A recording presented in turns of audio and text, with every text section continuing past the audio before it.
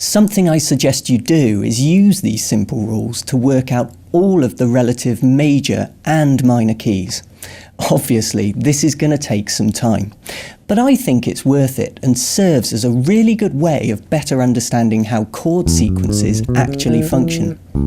As you get more familiar with these relative major and minor keys, and of course their associated scales, you'll soon begin to see and hear how lots of songs out there move or cadence between these major and minor key centres.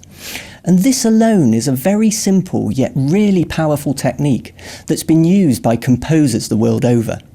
So, to get you understanding and using this newfound relativity in music, I'd like to introduce you to something called the pentatonic scale.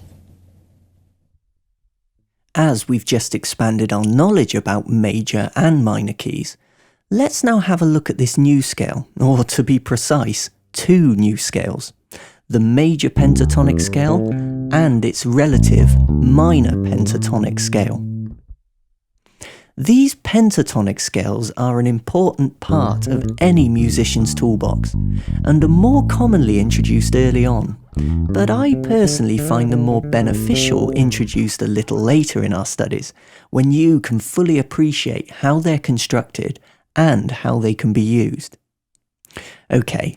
They get their name pentatonic from the Greek word penta, which means 5, and the Latin word tonicus, which means note. So, as you can already guess, we're dealing with a scale made up of only 5 notes.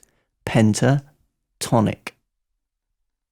So taking the major pentatonic scale first, the easiest way to create this is to start with a full major scale. Let's take C major for example. And just leave out the 4th and 7th notes, which are the F and the B. Removing these notes leaves us with our 5 different tones, or a major pentatonic scale.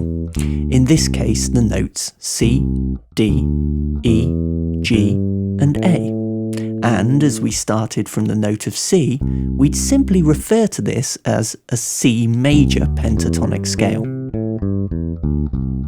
I like to remember the overall sound of a major pentatonic scale as the main melodic hook from the Temptations song My Girl. And this Motown classic is proof of the scale's inherent musicality. So, here are a couple of shapes you can use to spell out a major pentatonic scale on the bass.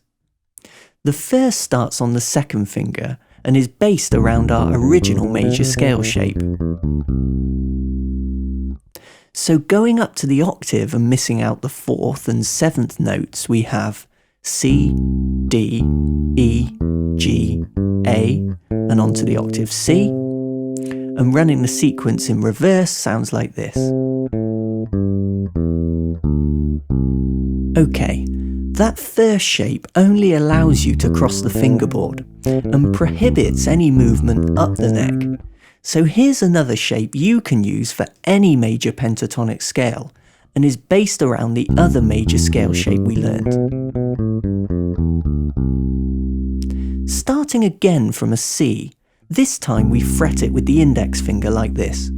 From here we play the first 3 notes on the same string, as with any major scale, so C, D, E, and then move up a string to play the G and A.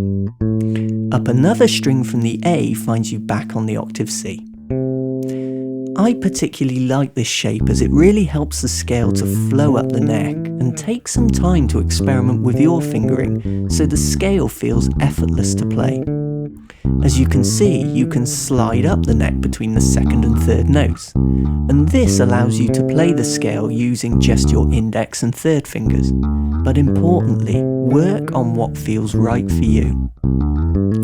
As with the major scale, it's always a good idea to extend the major pentatonic scale beyond a 1-octave range, and this second shape really allows you to do this with relative ease, so please spend some time practicing this.